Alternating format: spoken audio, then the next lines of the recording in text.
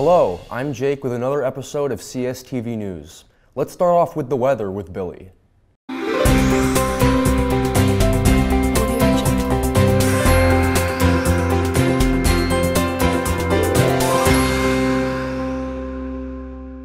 What's up guys, I'm Billy Mong here with the weather, and we will see highs this week ranging from the low 50s to the low 60s. We'll also be experiencing a lot of rain from Monday to Saturday. Boy, do I love rain. Makes me want to sing all day. Be sure to bring your rain boots and your umbrella because you don't want to get your body wet. That would suck. I have a joke for all of you guys. Why does Snoop Dogg need an umbrella? For drizzle. Okay, that's all from me, Billy. Remember, rain doesn't affect the dragon. Back to you, Jake. Wow, sounds pretty damp, Billy. I better remember to bring my rain booties if I want to keep my toesies dry. Up next, we have sports with Jacqueline.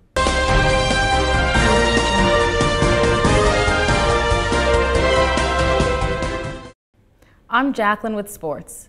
The Cortland women's softball team had 2 games against Buffalo on Saturday, April 20th. Our Red Dragons won the first game with a final score of 1-0. The girls also won the second game against Buffalo with a final score of 8-1. The softball team also won in their first game against Plattsburgh on Monday, the 22nd, with a final score of 11-3, as well as the second game with a score of 11-1. Also securing another win for the Cortland Red Dragons on Saturday the 20th was our men's lacrosse team.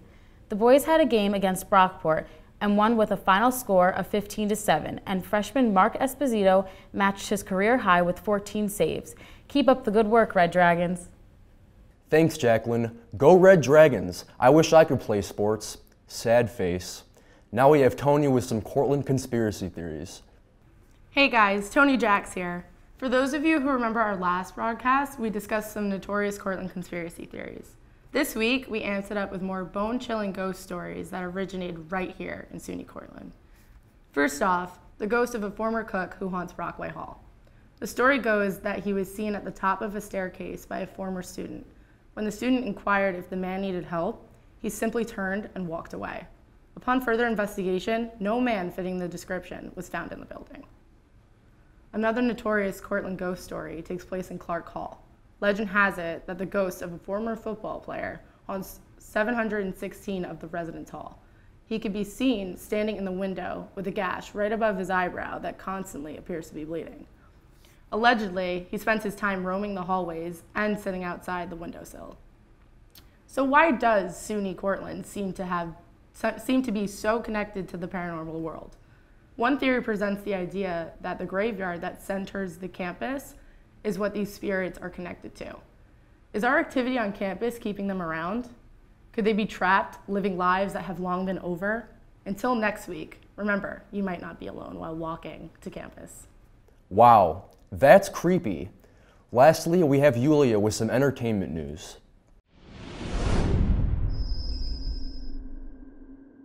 Hey, back with Yulia with Entertainment at Cortland. Spring Fling was this past weekend with artists Bozzy and Young M.A. A great time was had by all. In other entertainment news, actress Lori Loughlin, aka Aunt Becky from Full House, is not yet out of the spotlight over the recent allegations claiming her and her husband paid the University of Southern California up to $500,000 to help their 2 daughters get into the school. $500,000! As of last Monday, Loughlin pled not guilty to her charges after her and her husband were both charged with conspiracy to commit mail fraud last month. Loughlin's daughters, Olivia and Isabella, are also seeing a lot of attention on social media over the allegations. Both girls are considered influencers on Instagram. However, late last week, Isabella's Instagram account was removed from the site.